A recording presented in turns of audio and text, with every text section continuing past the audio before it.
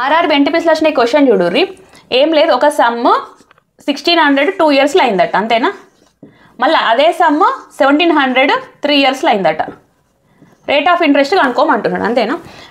ఇక్కడ ఏమంటున్నాడు? Compounded annually అంటున్నాడు. ఇప్పుడు మనకి కాంపౌండ్ ఇంట్రెస్ట్ తీసుకుంటే ఫస్ట్ ఇయర్కి కాంపౌండ్ ఇంట్రెస్ట్ ఏమవుతుంది? ఈక్వల్ టు సింపుల్ ఇంట్రెస్టే కదా.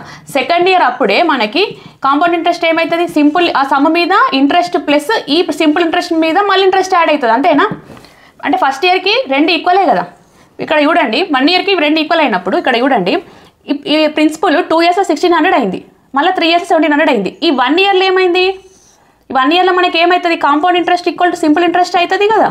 ఇప్పుడు ఇక్కడ 1600 అనే అమౌంట్ 1700 అయింది, అవునా? ఇది ప్రిన్సిపల్ ప్లస్ ఇంట్రెస్ట్.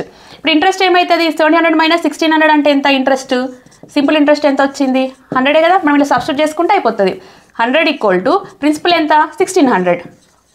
టైం ఎంత? 1 ఇయరే కదా డిఫరెన్స్. 1 ఇయర్లో రేట్ ఆఫ్ ఇంట్రెస్ట్ మనం కనుక్కోవాలి బై 100.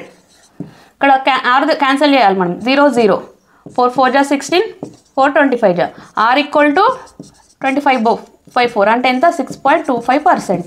ఆన్సర్ 3. ఇక్కడ మనకి ఇచ్చింది కాంపౌండ్ ఇంట్రెస్ట్, కానీ లార్జ్ తో సింపుల్ ఇంట్రెస్ట్తోనే మనం ఆన్సర్ పట్టుకోవచ్చు.